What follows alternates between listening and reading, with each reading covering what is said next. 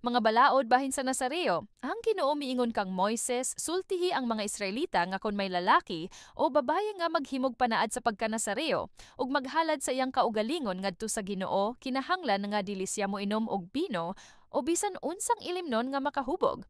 Dili siya paimnon bisan ganig suka o duga sa ubas o mokaon siyag ubas, labas man kini o binulad. Sa tibuok panahon sa iyang pagka-Nazareo, kinahanglan nga dili siya mokaog bisan unsa nga gikan sa ubas, bisag liso na lamang o panit pa niini. Kinahanglan nga dili niya putlan ang iyang buhok o manghimungot siya kon dili pa matapos ang iyang panad. Kinahanglan nga mabalaan siya ngadto sa Ginoo. Kinahanglan nga dili usab siya moduol ug minatay bisan kun iya pa kining ginikhanan o igsuon aron dili siya mahugaw kay anaman sa iyang ulo ang iyang simbolo sa pagkahinalad ngadto sa Ginoo. Balaan siya alang sa Ginoo sa tibuok panahon nga siya Nazareo. Kon pananglit may tawo nga sakalit mamatay diha sa iyang tupad og mahugawan ang iyang ulo, kinahanglan nga kiskisan niya ang iyang ulo human sa ikapito ka adlaw og sa ingon mahinlo na siya. Sa ikawalo nga adlaw magdala siya duha ka tukmo o duha ka kuyabog nga salampati ngadto sa pari dito sa pultahan sa tolda nga tagbuanan. Ang usa ni ini ihalad sa pari tungod sa sala ug ang usa iyang sunugon. Agig pagpapas sa sala kay nakasala man siya tungod sa minatay. Ug niadtong adlaw usab iyang ihalad pag usab ang iyang ulo ug magsugod na usab siya sa iyang panaad sa pagka-Nazareo. Kinahanglan nga maghalad usab siyag laking karnero nga usa ka tuig ang kagulangon ingon nga halad tungod sa sala. Tungod kay nahugaw man siya, isipong walay bili kadtong mga adlaw sa iyang pagka-Nazareo sa wala pa siya mahugaw.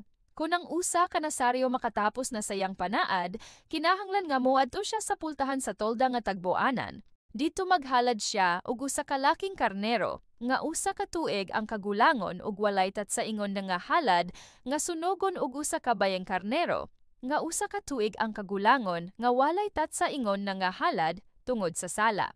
Maghalad usab siyag usa ka turong karnero nga walay daot ingon nga halad sa pakigdait ug usa ka basket nga pan nga walay patubo. Mga torta nga hinimugikan sa labing maayong harina nga minasag lana ug mga apa nga walay patubo nga gipaghirag lana uban sa mga halad nga pagkaon ug ilimnon. Dad-on kini sa paringadto sa Ginoo ug ihalad niya ang halad tungod sa sala ug ang halad nga sunugon. Unya ihalad niya sa Ginoo ang turong karnero, ingon nga halad sa pakigdait uban sa usa ka basket nga pan nga walay patubo. Uban nini maghalad usab ang pari sa halad nga pagkaon og ilimnon. Unya kiskisan sa Nazareo ang iyang ulo ug sunugon niya ang iyang buhok sa kalayo nga anaa ubos sa halad sa pakigdait. Kuhaon sa pari ang abaga sa torong karnero kon kini maluto na og magkuha usab siyag usa ka torta nga walay patubo og ihatag niya kini sa Nazareo inig kahuman niyag kiskis sa iyang ulo. Unya ibayaw kini sa pari ingon nga halad nga binayaw atubangan sa Ginoo. Balaan kini nga bahin nga yana sa pari lakip ang dughan nga gibayaw ug ang paa nga gihalad. Tapos niini makainom na ang Nazareo og bino. Kini ang balaod alang sa usa ka Nazareo nga manaad.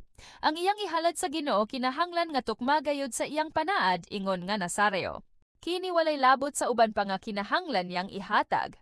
Ang paryanon nga pagpanalangin, ang Ginoo miingon kang Moises, sultihi si Aaron ug ang iyang mga anak nga ingnon ninyo nini pagpanalangin ang mga Israelita.